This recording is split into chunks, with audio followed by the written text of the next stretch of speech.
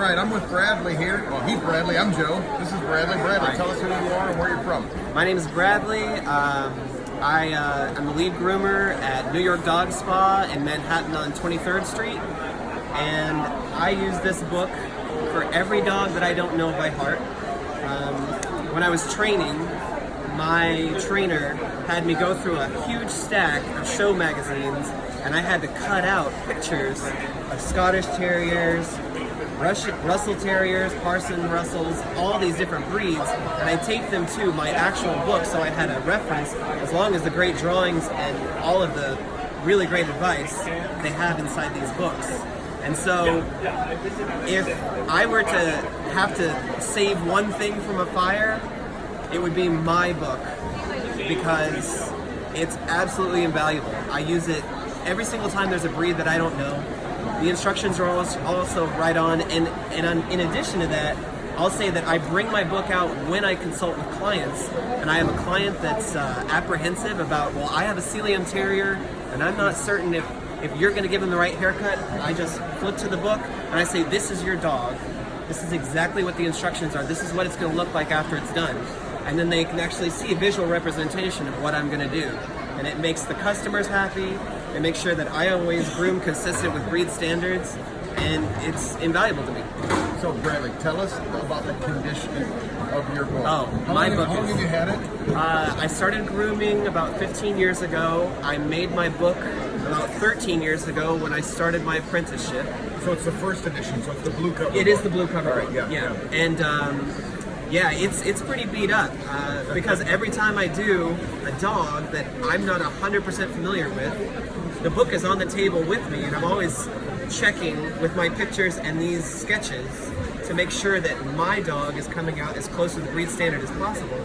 And so the dogs drool on it, the pages get stepped on, and it still works great. I haven't had actually a single page rip out, which is the first thing I was worried about when I bought it because of the wire binding, but it's held up great. Even though it looks terrible, it's still very functional. Yeah, we like to say that those are well loved, right? Exactly.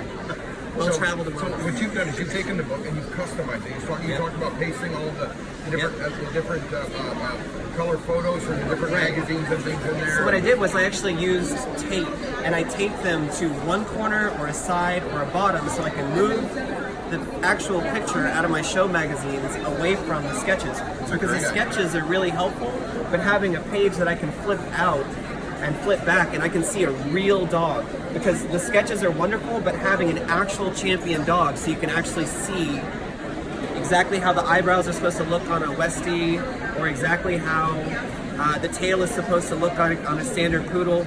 It really helps you get a visual representation for what you're doing and where your scissors need to be. Now, so you've had your first edition for 13 to 15 years, right? Yeah, it's been a long time. So you're going to get a new second edition today. I am. I'm going to buy it. So you're going to start, you're going to have your original well-loved book, right? And now you're going to start kind of shaping and molding a new book. So that's got to be exciting. I'm probably going to get one of my apprentices to come in and actually do the pasting for me so that I don't have to do it. But it's a really great exercise for an apprentice groomer to do, because they're going to actually have, it's not like they're just going to flip through and they're going to use it as a reference. They're going to look, this is a Parsons Russell Terrier, and they're going to have to go through a show magazine, they're going to find one, oh, this is one, cut it out themselves and take the time, and they're going to actually pay more attention to all this detail.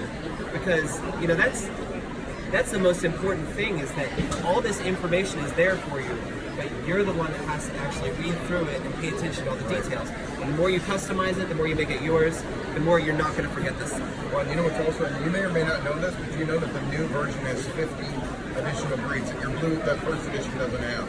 Every once in a while, a breed comes in that isn't in the book, and I'm always shocked. And I'll have to go online, and I'll find somebody else's pattern, and it always makes me say, gosh, the next time I go to a convention, I'm going to have to pick this book up. Today's the day.